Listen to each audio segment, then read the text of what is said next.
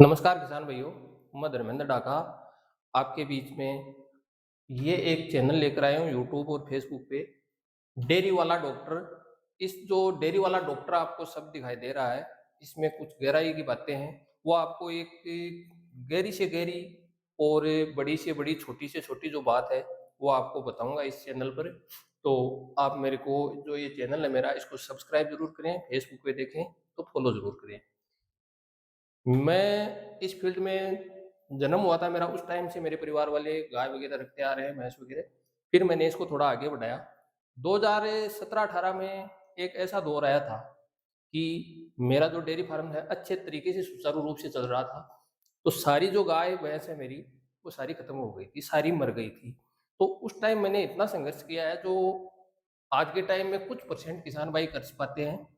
मतलब कम से कम 20 से 25 लाख रुपए का मेरा नुकसान हुआ था। उसके बाद में मैंने फिर से फार्म खड़ा किया है और आज सुचारू रूप से मैं चला रहा हूँ। तो ये जो हमारा है, चैनल है ये हमारा, तो इसको सब्सक्राइब ज़रूर करें। तो डेयरी फार्म पर समस्याएँ तो बहुत ज़्यादा हैं, उसका निवारण भी है लेकिन बहुत कम लोग जान पाते हैं। तो मैं वो जानकारी आप तक पहुँचाऊँगा जो ज़रूरी हो, काम आई हुई हो, काम में हम उसको लेके फिर आगे आप तक पहुँचाऊँगा। तो मैं इस फ़ील्ड में काम भी बहुत अच्छे तरीके से और अच्छे गुरु का मेरे को जो नॉलेज दिया हुआ है, उस हिसाब से कर रहा हूँ और आगे भी आपको वो जानकारी दूँगा जो किसी ने आज तक नहीं दी और नहीं देगा, क्योंकि फिर ये दुकानें बंद हो जाएँगी।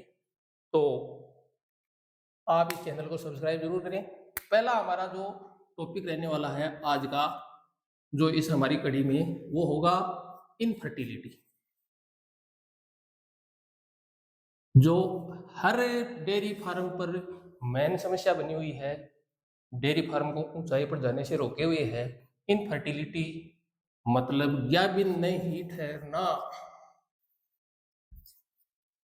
नहीं ठहरना, चाहे वो गाय हो, चाहे वो भैंस हो, कोई भी कारण हो, उसका हर एक बारीक से बारीक आपको बताऊंगा। तो आप, जो हमारी पर है आज के टाइम में, वो भी गाभिन नहीं ठहर पा रही हैं, तो उसका तो हम अगले वीडियो में जानकारी लेंगे। लेकिन जो हमारी गाय और भैंस है 2 से 3 महीने की ब्याई हुई है, फर्स्ट बार बच्चा दिया हो या 8 बार बच्चा दिए हुए हो, कोई भी हो, तो इसमें पहला स्टेप हमारा होगा वर्म्स का। इस पे हमारे जो किसान भाई हैं, वो ध्यान नहीं दे पाते हैं, लेकिन ये इतनी बड़ी समस्या है, आप जान नहीं पाएँगे इसको, कि हमारी गाय भैंस को हिट में आने से रोकेगा। और अगर हिट में आ गई है, कितनी बार, जब जब मर्ज़ी चाहे एआई करा लो जितनी, वो इस हमारी गाय को या दिन रुकने नहीं देगा। तो ये बहुत बड़ी समस्या है, आप इसको ध्यान में रखें ज़रूर। ऐसे तो हम जो रूटीन की हमारी जो सिस्टम है, उसमें तो जो भी हमें हमारी जो बोलस वगैरह है, दवाई वगैरह है, लिक्विड वगैरह जो भी दे देते हैं पेट के कीड़े मारने के लिए, आजकल हर किसान भाई देता है। तो इसका भी एक सिस्टम हमें बनाना होगा।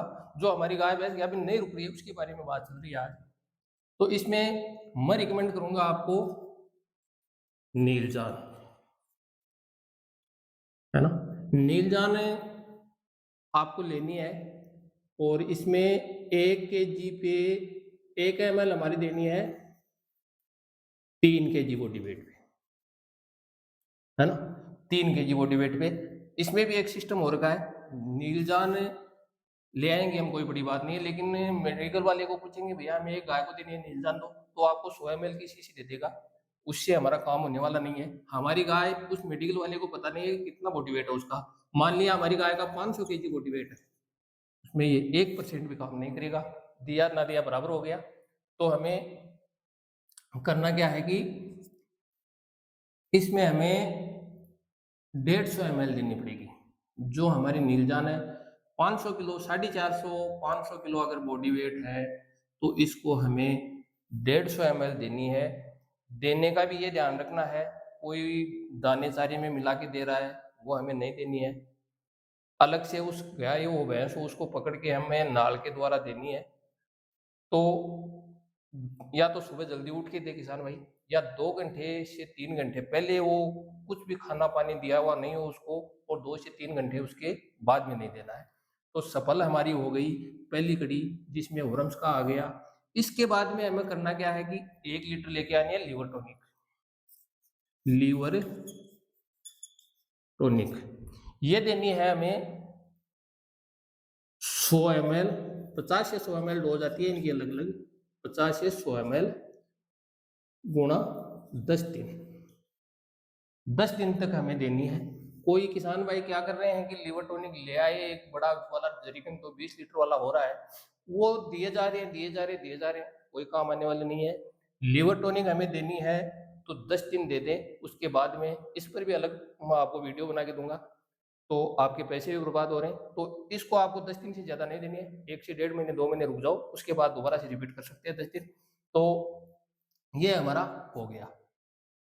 दूसरा जो टॉपिक हमारा होने वाला है दोस्तों, वीडियो थोड़ा सा लंबा होगा, बाकी आपके बहुत काम आने वाला होगा। तो दूसरा जो हमारा टॉपिक होगा, हमारी गाय हो चाहे भैंस हो, वो हिट में 3 महीने के लगभग बचा दिए हो गए हैं, हिट में नहीं आ रही है पहला।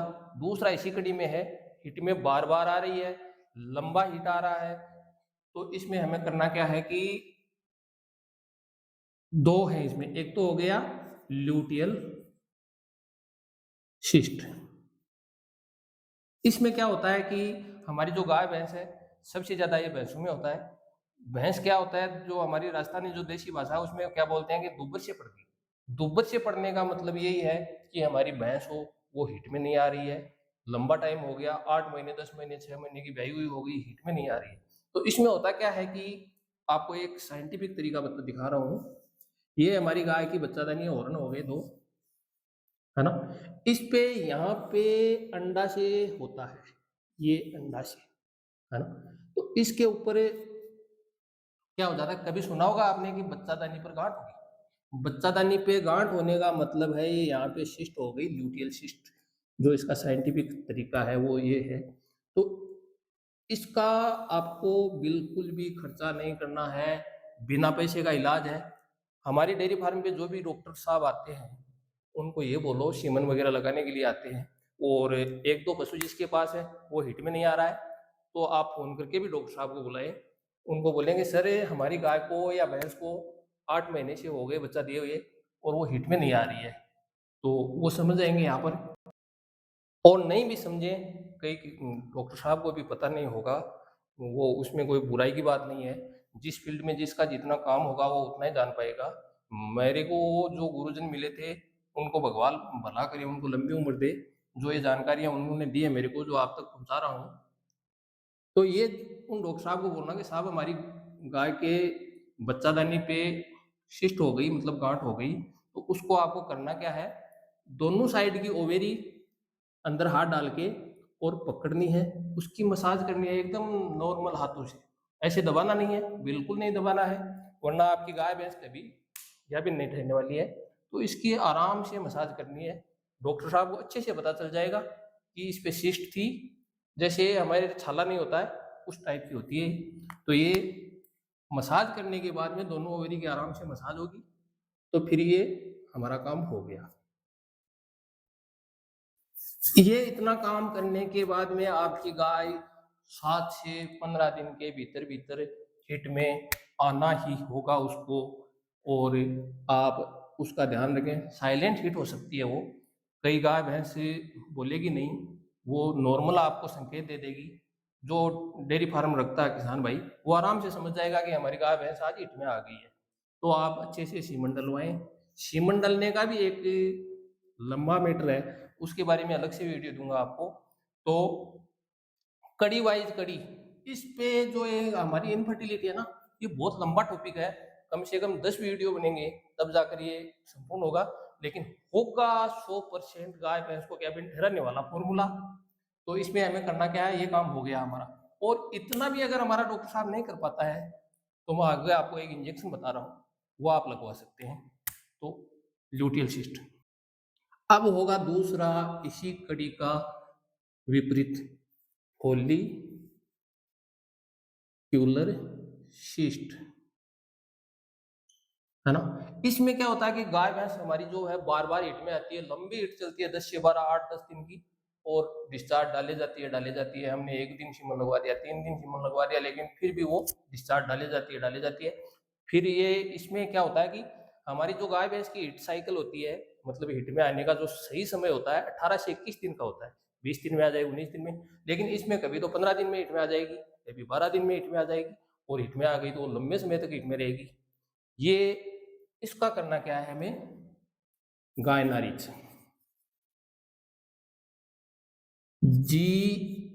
GNRH, ये बेटा लोग एनालॉग। ये तो हो गया लंबा मैटर, इस चक्कर में आपको पढ़ना ही नहीं है, ये गायनारिच ध्यान में रखना है। तो आप डॉक्टर साहब को बोलेंगे सर हमारी गाय भैंस लंबे समय तक हिट में आ रही है या तो या बार बार हिट में आ रही है, तो आप ये गायनारिच है ना, वीडियो को सेव कर लें, स्क्रीनशॉट ले लें। गायनारिच आपको लगाना है, ये GNRH वाला है, ये लंबा है एनालॉग का सिस्टम, ये आपको कभी गहनता से बताऊंगा। तो ये गायनारिच लगवाना है 3 से 5 ml। इसमें करना क्या है कि इसका भी एक सिस्टम है, डॉक्टर साहब आते हैं AI की, उसी समय ये लगा दिया, नो रिजल्ट। इसका रिजल्ट कब आएगा, हमारी गाय भैंस में जब डॉक्टर साहब AI करने आए, मतलब आज हमको ये पता लग गया सुबह 11 बजे की हमारी गाय हिट में आ गई, तो सर को फोन करें कि साहब आओ आप एक बार, शाम को आपको AI करनी है या सुबह आपको AI करनी है, तो 6 से 12 घंटे पहले AI के ये गायनारिच आपको लगाना है, IV लगाना है, या IV नहीं लगा पाते वो तो IM लगा सकते हैं। IV और IM दोनों तरीके हैं इसके, लेकिन ये लगाने के बाद में 6 से 12 घंटे आपको निकालने हैं। इसके बाद में हमें करना क्या है कि AI करा देनी है 6 से 12 घंटे बाद में। AI के बाद में भी अगर हमारी गाय भैंस डिस्चार्ज डाल रही है तो दूसरे दिन 24 घंटे के बाद में फिर से AI करानी है, तीसरे दिन भी करवा सकते हैं। उसके बाद में तीसरे दिन हमने AI कर दी है मान लो, उसके बाद में हमें काउंट करना है, जैसे तीसरे दिन या दूसरे दिन 12 बजे हमें सीमन लगाया हमने, है ना, तो उसके बाद में 48 घंटे काउंट करने हैं, है ना। तो 48 घंटों का 48 घंटे बाद में करना क्या है, डॉक्टर साहब को फोन करना है और उनको बोलना है कि सर ट्यूरापरोजन, है ना, ड्यूरापरोजन मतलब प्रोजेस्टेरोन, ये हार्मोनल इंजेक्शन है। हमारी गाय भैंस में आजकल क्या हो रहा है कि हार्मोन इम्बैलेंस हो गया है, उसकी वजह से भी नहीं ठहर पाती है। 48 घंटे बाद में ये 2 ml में आता है, 3 ml में आता है, तो हमें इसमें 2 ml लगाना है। अच्छी कंपनी का लगाए, मैं इसका कोई प्रचार नहीं कर रहा हूँ, रिजल्ट वाइज आपको बात बताई जाएगी। जो भी मैं इंजेक्शन दवाई वगैरह बता रहा हूँ उससे मेरे को कोई लेना देना नहीं है कंपनी से, ना ही मैं कंपनी का कोई प्रमोशन कर रहा हूँ, लेकिन आपके हित की, गाय भैंस के हित के लिए मैं आपको ये नाम बता रहा हूँ, तो आप इसका बुरा न माने। ड्यूराप्रोजन डॉक्टर साहब को बताएं कि सर आपको पैसे लगेंगे वो हम दे देंगे, आप इसमें जो हमारे अच्छे इंजेक्शन है वही काम में लें। ड्यूराप्रोजन 2 ml लगा दिया, लगभग तो दोस्तों हमारी गाय भैंस अगर उनमें वो जो विटामिन की कमी नहीं है, मिनरल्स की कमी नहीं है और उसके बच्चादानी में इन्फेक्शन नहीं है, तो 80% हमारा काम हो गया है गाय भैंस ठहरने में। ये ध्यान रखना है हमें। तो अब जो हमारा आगे का प्रोसेस होगा, ये वीडियो बहुत लंबा हो गया दोस्तों, इसको हम यहीं रोकते हैं। तो चैनल को सब्सक्राइब जरूर करना है, प्लीज। मैं आपके लिए ऐसी जानकारियां लेकर आऊंगा जो कोई आज तक नहीं दी आपको, तो चैनल को सब्सक्राइब, लाइक और कमेंट जरूर करके बताएंगे आपको वीडियो कैसा लगा।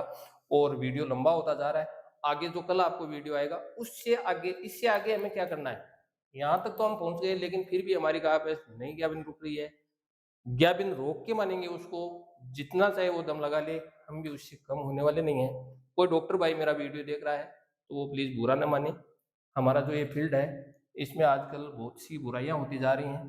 तो आगे का जो वीडियो है कल जरूर देखना। धन्यवाद, राम राम।